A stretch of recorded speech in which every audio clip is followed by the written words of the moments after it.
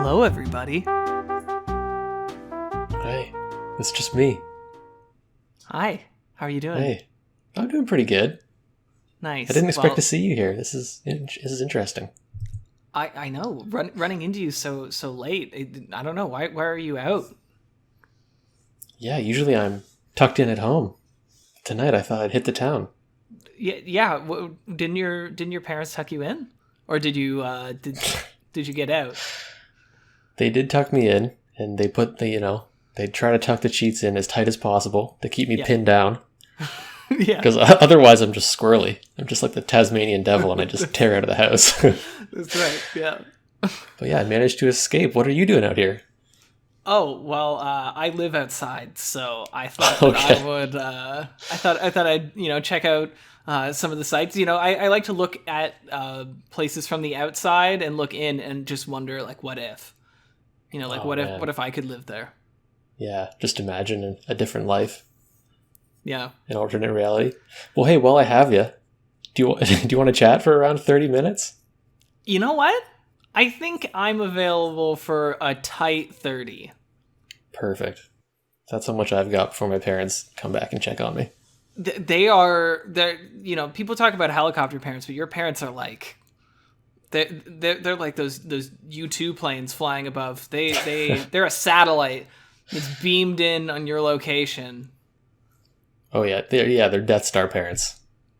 They're honed in. If you don't do what they say, Earth will be the next Alderaan, and it will be gone. That's what they always say. Yeah, they always threaten to blow up the Earth, and that was weird because I only met them for the first time not that long ago, and when I did, they seemed so nice, except for every single time where they would threaten to annihilate the entire human race if you didn't do what they said. Yeah. Well, when you have a space laser that big, it's a plausible threat. You have to, if you got it, flaunt it. That's what they say. Exactly. Yeah. It's either Earth or Alderaan, one of the two. Yeah, one or the other, right? And they already did Alderaan. They're right. coming for Earth. Yeah, exactly. Wow. Well, welcome everybody to a very disturbing episode of A Friend of Mine. I'm Matt. I'm Ben. And that was probably the most delayed intro that we've had. Yeah, it went on for a bit. Yeah. Yeah. So Bit tell of a me. wacky one. So being outside, are you normally confined in the like? I know you're tucked in, very tight, and very like tight. swaddled like a baby, but like how often are you able to go outside? Not very often. I'm more of a house kid, Yeah. Yep, to keep me indoors. Indoor kid, house kid. Yeah, tightly swaddled. More of a straitjacket, really, than a tucking in. Yeah, of course. It's pretty as oppressive. As you get older, sheets. it becomes a straitjacket. Exactly, yeah. The sheets, they're starched, so they're crisp, they're firm. And they sort of keep you pinned down. Yeah. Yeah, it's like being wrapped in sandpaper. Yeah, and it's not easy to sleep. I'm on my back. I've got my arms straight at my side. It's not a comfortable position. No, that sounds really hard. I don't know how you do it, but I guess you were able to break out. So, are you a back sleeper? What's your sleep setup? I like to sleep on my side. Okay. Preferably my left side. You have a preferable side too. That's interesting. Yeah, that's my comfortable position because I don't know. I guess I lay on my right side and my arms just don't know where to go, and then I get cramps and it's a bad time. See, that's so strange. Like, I'm with you. For me, it's my right side. It's like I don't understand why one side feels better. It's the same configuration. There's just one arm and one leg on each side. What's the deal? I honestly, I have no idea. I lay down and it's like this should be the same position, but then my arm has to like spread out or like do weird, shit, or else I'm not going to be comfortable. It just feels wrong. Just like something is misaligned. It's okay, but okay. So I sleep on my side, but I often wake up on my back. Oh, that's interesting. So I think subconsciously my body is like, sleep on your back, but Yeah. I feel like sleeping on my side is a lot more comfortable. I know. I'm with you. I want to be a back sleeper. I aspire to be a back sleeper, but I am sadly still a right side sleeper. Is it better? Yeah, I've heard it's better for like spinal alignment and your neck and everything. Well, that's what chiropractors want you to think, and they're full of shit. Right, agreed.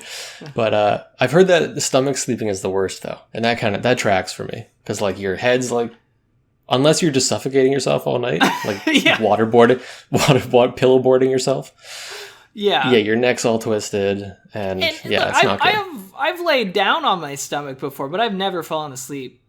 Right. That's a bad time. Oh yeah. I've dabbled on my stomach, but I've never done a full 8 hours. It's just like, I don't know. Like I feel like when I do that, by like if I wake up, my head is going to be locked in that position. Yeah, you're looking left all day, baby. I'm gonna look like I belong in the 2D plane. Like you're gonna be flat standing. You're going to be flat standing it. I'm not going to be able to look forward. No. To cross the street, you're going to have to turn a full 360. I know. I'm going to end up looking like the guy that they have on the lights to let you know that he's going. Yeah, you're going to be walking in front of cars, and they're going to be pointing to you and then back to the sign. Is that the guy? Is that the walk guy? Yep, it's me. Sorry.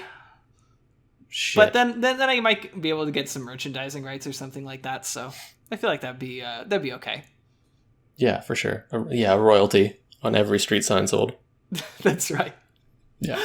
I know. I could probably I don't know how many streetlights there are out there, but I could probably do all right. Yeah. There's got to be a few. If I've learned anything from the music industry, you want to take a percentage and not a fee. Get points. Get your points. Get the VIG. Yeah, get like air miles or something like that with it, and then then you're flying to California once a week. Don't have to spend a dime. That's how it works. Air miles, man. Yeah, people with air miles have it fucking made. I'm so like, whenever I see someone at the store and they're like, "Do you have air miles?" and they respond with a yes, I'm like, this person is leagues ahead of me. And you just have to sign up. Like, it's just a thing to, like, I don't think it's a huge thing, but, like, I know, I've thought about it, too, because I was like, man, I'd really love to do that. And every time you go to the liquor store, they always ask, and not that I go to the liquor store that often, right. But... when you're there for your daily trip. your daily voyage. But at any time I do go there, they're always, like, they ask, and every time I feel bad that I say no, because I'm like, that's a mile wasted. That's a mile I'm going to have to walk. Fuck. Yeah. They're going to have to, fly me to fucking Albuquerque, and I won't be able to go to Los Angeles. Exactly, yeah. You're going to have to fly to, like, I don't know, somewhere you could have driven to. I don't know. I had nothing to say there. Yeah, I already kind of went in that direction, and you were like, I'm going to do the same direction once again. It's really good. I was like, yes, thank you, Matt. I think I will. I'll have what you're having. I don't know. God. People with air miles, it's always someone in a blazer and leather shoes. I know, and they're like in their 50s, and they're just got their shit together. Yeah, and they're just like, oh, I was just recently in Venice, and it was just such a beautiful place. And I'm like, hey, go fuck yourself. I want to do that. Fuck people with air miles. I think that's our message. Yeah. Well, hey, should we dive into the show? Do you want to tell people what we do? Yeah, so we rant and rave for a while until we finally run out of things to say. Yeah. And then we have topics here that we are going to discuss, things that have happened throughout our lives, or just weird opinions that we have on things. And maybe if we run out of time, or run out of topics rather, we might just throw in a little bit of what we used to do, which is take questions from Stack Exchange and answer them. So yeah, that's I think you know what? You have more topics than I do. And yes. So I feel like I should start with one of yours right now. And okay, that's fair. I was hoping you wouldn't, but that makes sense. So I'm very interested in one line that you have here, which says, "No gods, no kings, only Jeff." Yeah. What are you talking about? Can you guess the Jeff? Is it Bezos?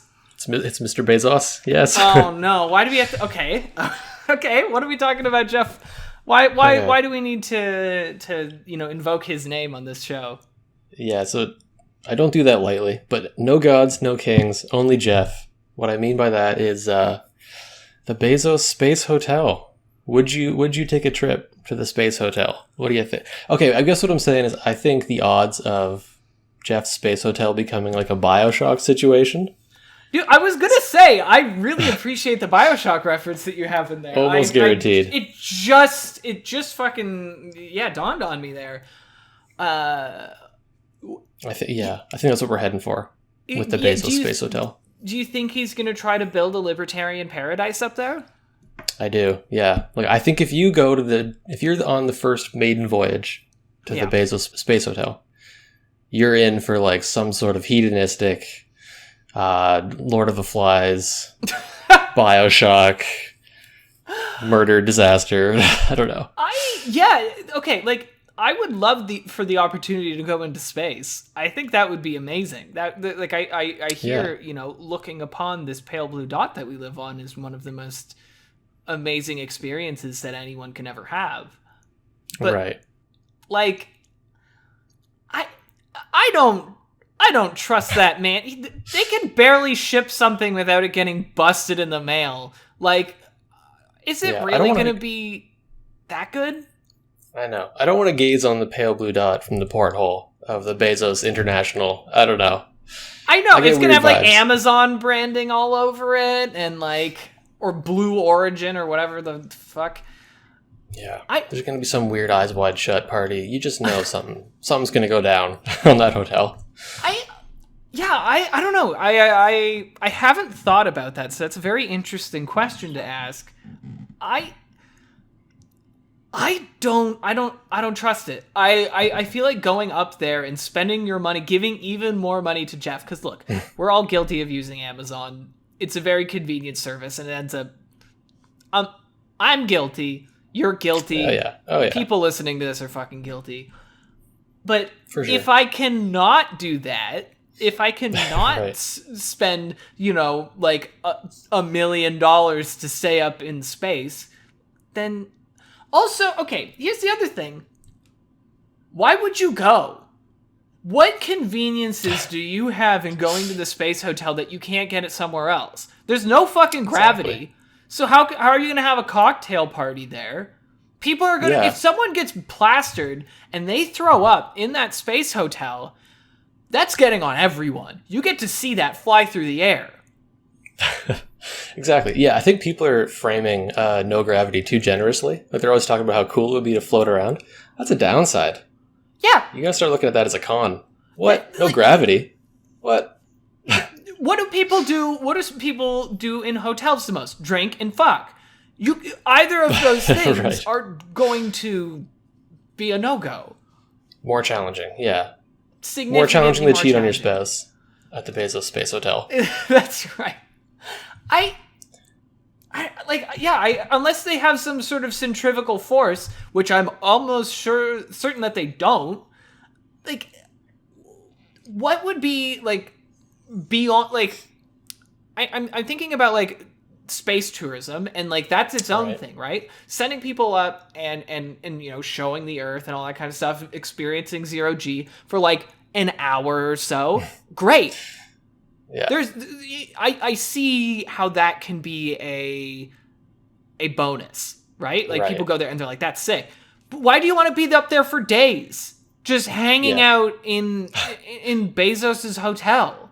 Just floating. Yeah, the novelty of 0G. I would give 0G like 45 minutes and then I'd be like, all right, let's get some gravity up here. Yeah, I want to feel my feet touching something, Put me on the floor. Pour this drink into a glass. Yeah, come down and then have the martinis. Yes, when you're there you on go. Earth, the way martinis are intended, with the gravity. Way the way Jeff wanted us to experience it. That's right, because Jeff invented the martini. Oh yeah, exactly. That's his claim to fame. I feel like it's an Andrew Ryan. Like he is just one step closer to becoming that. Yes. The last thing I'll say. Human flesh will be consumed on the Bezos Space Hotel. Almost guaranteed. Without it. That whole thing is just an excuse for them to go out and do a whole bunch of illegal shit because they don't have to listen to anyone. So they all get up there and then, I don't know, maybe some Russian weapons testing program is accidentally going to blow it all up. And you know what? We're not going to, like, there'll be no loss. Exactly. The only loss will come from the space debris that might endanger the people on the International Space Station. That's it. Right. The true worthwhile people to be up there. Yes! The people that should be up there. The scientists and the engineers. The people who study these things to try to improve our life and to try to push the boundaries of human exploration. Exactly. Yeah. Jeff fucking Bezos wearing his stupid fucking cowboy hat. Cheering like an idiot, sounding like fucking Dr. Evil ass. I hate. Sorry. Let's get on to. Yeah. Oh. All right. So you're up. Yeah. You got some good ones here. I'm excited. Let's see. I don't want to read them off because we don't want to spoil if we don't get to them all. I can see that you're in the document and I see that you're clicking a whole bunch and I know that I'm gonna have to edit that out. So please stop clicking so much. Don't use my arrow keys. We're good. Don't worry. Oh, you are? Okay, perfect. Yeah. Okay, I'm going to go... Okay, so usually you and I are on the opposite ends of the spectrum for every single food take. So I'm curious what you have to say about... I don't like popcorn toppings. Dude, okay. Here's my take, right? Yeah. Popcorn, like... And I mean like movie popcorn, typically. Okay. I don't like eating popcorn like outside of that unless I'm like if I'm at home I guess and I want to watch like a movie and I have microwave popcorn or something, but like right. I think popcorn is fine as it is, and I feel like adding things to it, especially I know people go nuts for having butter on their popcorn. I think it adds an extra layer of mess and you get soggy popcorn. What? You're saying not even butter? I just assumed you meant well, because they already have they have a certain degree of butter on them normally as they pop, right? But I mean when they put like the extra like the liquid butter on top of everything. That's like cheese on pizza. I just assumed it was built in. No. That's just like that's a free utility. You don't like butter on popcorn? Oh my god. Like it's the flavor is fine. But the texture and how soggy it gets is not. And then it gets like cold at the end and like it's just a bad time. That's true. Yeah, if you get any size other than medium, it's going to be just like a congealed mess at the bottom of the bag. It's disgusting. I'm with you there. Okay. I think in terms of taste, fine. But if we're getting past butter then, what are your thoughts on let's get nasty. Like those weird extra top, like you go to a like a Colonel's or whatever, or I don't know what the like in the mall, that thing. Yeah, when you go to a mall and they sell popcorn, for some reason people buy popcorn at the fucking mall. It seems like the worst venue to have popcorn, I gotta say. Yeah, and also there's so many other. There's like always like some really sick Chinese place just like a minute away from there, and you could just go there and have that. Like there's an Orange Julius right next door. What are you doing? Yeah, there's like a Baskin Robbins. Go there and get some ice cream or something. Yeah, don't have freaking Colonels. But yeah, I used to always get Colonels whenever I went to the mall with my mom, which I did like a weird amount of times when I was a kid. She'd always get me Colonels, or whatever it's called. And yeah, not a fan. I don't know. Not into it. I feel like adding like those extra and this can actually be a throwback to one of our very first episodes where you brought with you some really terrible, incredibly hot, well, it wasn't incredibly hot, but sriracha popcorn. Yeah, sriracha popcorn. Yeah, and it was awful. Disgusting. That was one of the worst foods I've ever had. You can go back to like episode 2 or 3 to hear our live reaction to that awful food. You don't have to. Probably just don't. But like, yeah, I don't know. Like, I feel like once you get like beyond beyond buttered popcorn, like, what's the point? Keep it simple. Simple. Why does popcorn have to be the vessel for the other flavors? I don't think it's not bread. Popcorn already has a lot of flavor when you get it just like on its own. Right. Yeah. You don't need to dress it up too much. I do like caramel corn though. I will say caramel corn is fantastic. I like caramel corn, but or caramel corn. I don't fucking know. But yeah, I don't know. I like it, but in small doses. I can't. It's like chocolate for me, where like I can't eat a whole bunch of it, or else my stomach wants to explode. A common theme for you, unfortunately. Dude, this is like the vast majority of foods. It's just sort of any food, yeah. It's really great. But like, yeah, I don't know. Like, I feel like, I don't know if do you have any like sweets or anything like that you can only eat like a small amount of? Yeah, I get like that with apple fritters. I don't know. I always feel like I'm going to die. Very specific. Yeah. It's like too thick of a pastry. Just feel like I'm going to have a heart attack and pass out. And also, outside of sweet treats, I had this weird experience with a pizza the other time. It was from a place called Graffiti Market. Okay. Maybe you've been. I don't know. It's in a certain region. I don't know how comfortable we are with saying where we live, but it's... We're not. I mean, I mentioned before that I live in the capital of Canada, so I feel like that kind of narrows down. You can Google that. Where I live. Yeah, you can figure that one out. But yeah, it's called Graffiti Market. It's this pizza. It's really thick and like rich and cheesy. And I got a personal sized pizza and I ate the whole thing. And I got like weird cheese energy afterwards. Like I was fired up, man. I don't know what it was. It was so weird. I ate this whole pizza and I was just like raring to go. I felt like I was high or something. It was so strange. Was it laced with cocaine? Like it might have been, yeah. I think it was just too much cheese. My body didn't know what to do. How does we got to get some of this cheese out of here. Does cheese give people energy? I don't understand. What else was on the pizza? There was like pepperoni. Okay. It was like a thick white crust. Yeah, I mean, this just sounds sauce. More and more like a pizza. Yeah, it was kind of just your standard pizza. And you got high after. Was it similar to a drug experience? It was kind of. Yeah, I mean, no visual effects. But certainly, heart was racing. Yeah, at least caffeine kind of effect. Yeah, like a heavy caffeine dose. I know. I think there's a lot of people that have like a little bit of cheese and they think like, oh, it gives me weird dreams. And then people have a little more cheese than that and they're like, oh, it makes me constipated. I think there's like, once you cross the Rubicon, there's an amount of cheese that very few people experience. And I think I hit that level. I think I broke through on cheese. I think I had a cheese breakthrough. You have reached what few people have attained and many more have dreamed of. Yeah. Everyone's trying to get that cheese breakthrough. Very few get there. I couldn't do that because once again you would die. I would die. Yeah. Wow, that is wild.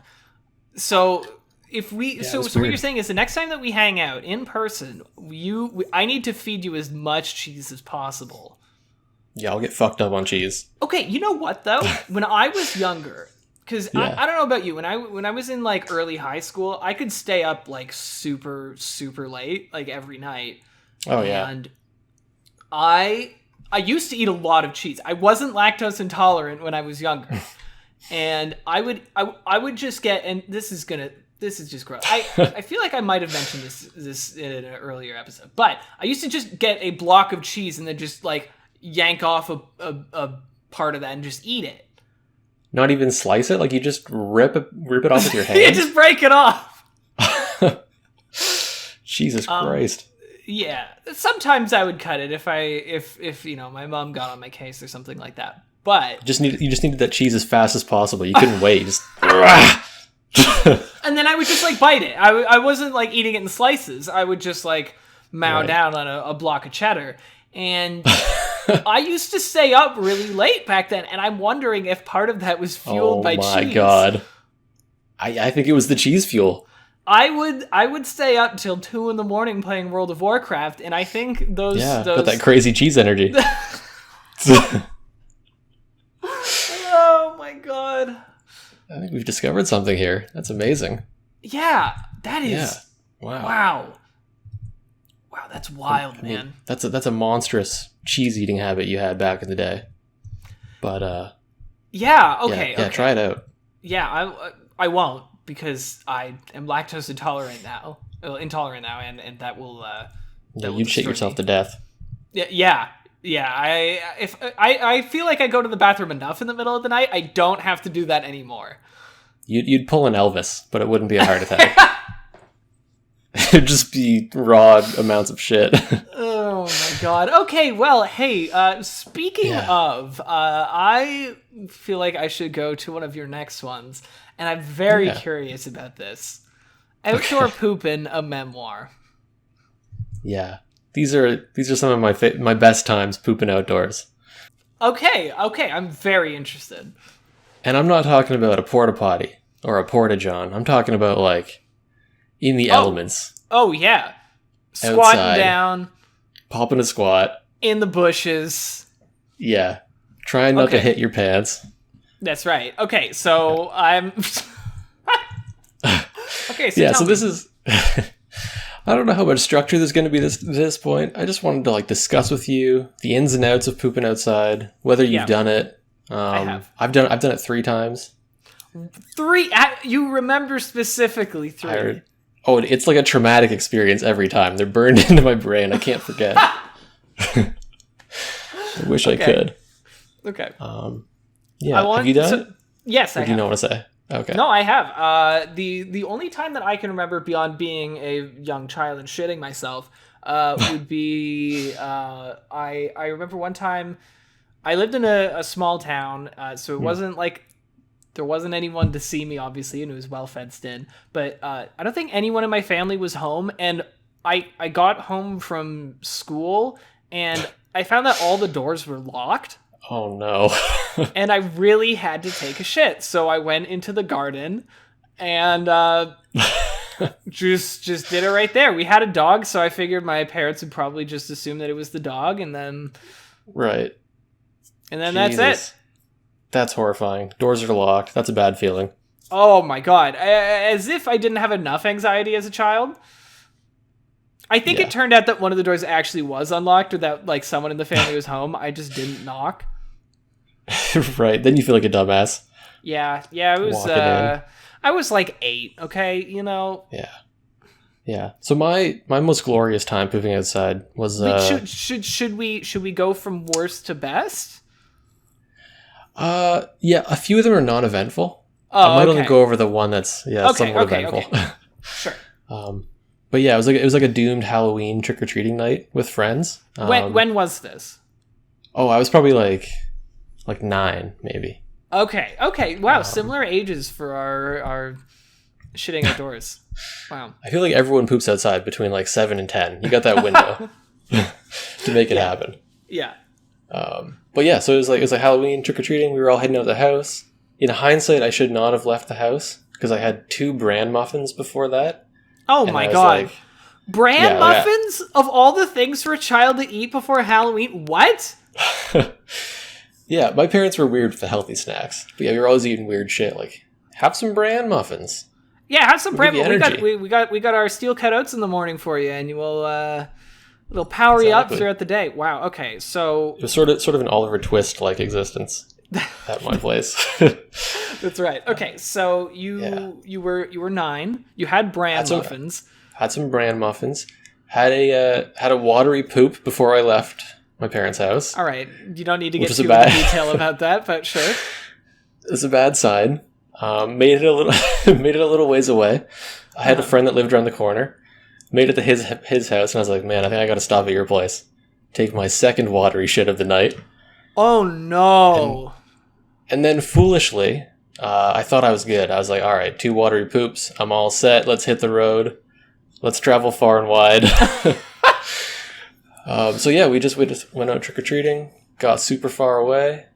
Watery poop number 3 started making itself known. Yep. And had to have my friends stand guard for me at either end of a crosswalk, like a cut through between 2 streets.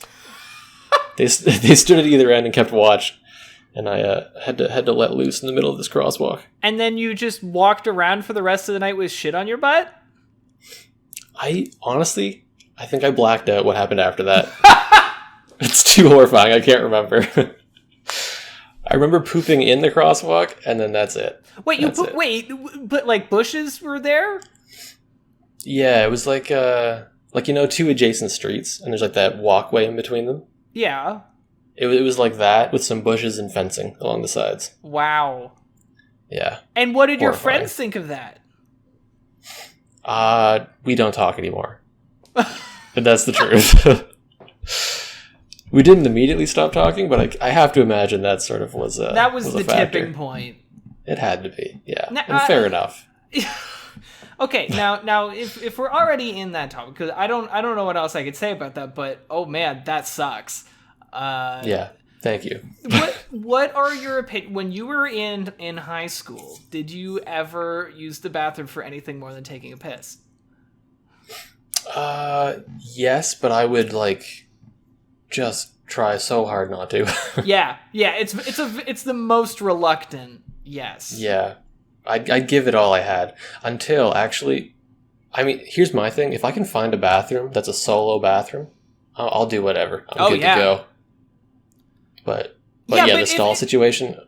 Yeah, when I was in university, I knew when class was going on, there were certain bathrooms that you could go to that you knew wouldn't be occupied, and you could just go in one of those and it'd be great. Oh yeah. But if there's a chance that someone else is going to walk in and experience it's either wait there long enough that they leave. Yes. Or die. I'm with you. Yeah. But if you wait too long, then sometimes the motion lights go off and then you're shitting alone in the dark. I know. And then if someone walks in and realizes you've been shitting alone in the dark, then you got to wait for them to leave. It's like a chain reaction. Well, and then even then, someone walks in and they walk out. What if you then walk out and that person's still out there? Oh my god. You got to just run. Yeah, then you run and or never put a return. hit out on that person. Yeah. That's right. They know too much. They know my dark secret. Oh my god. Man. Okay, but when you're starting somewhere new, like when you go to a new school or something like that, it's like an unfamiliar territory. Mm-hmm. When you find that private bathroom, like when you unlock that knowledge of where the private bathroom is, that is game changing. It is. If I never had to be in a public washroom again, if I never had to experience using the bathroom while someone else is in the same room as me, yeah. that would be that's heaven for me. Oh yeah.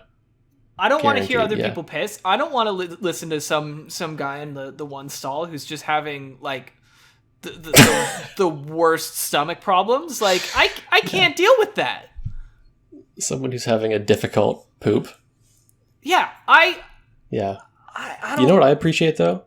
I like the guy that breaks the ice. I like when you're kind of self-conscious about your bowel situation, and then someone 2 stalls over is like,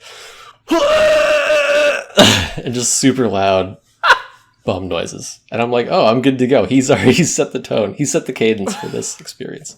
I don't. There is I have to say there is something that I very much admire and respect about people who are able to have that kind of confidence to go in there. Oh yeah, and just go for it.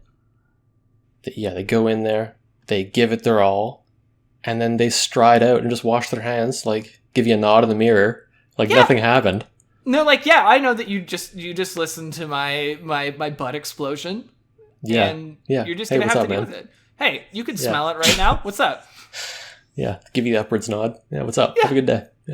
Yeah, that little men banter. Yeah, and I just heard him taking a monster dump. Like, what? I just heard you give birth moments ago. Where did that come from?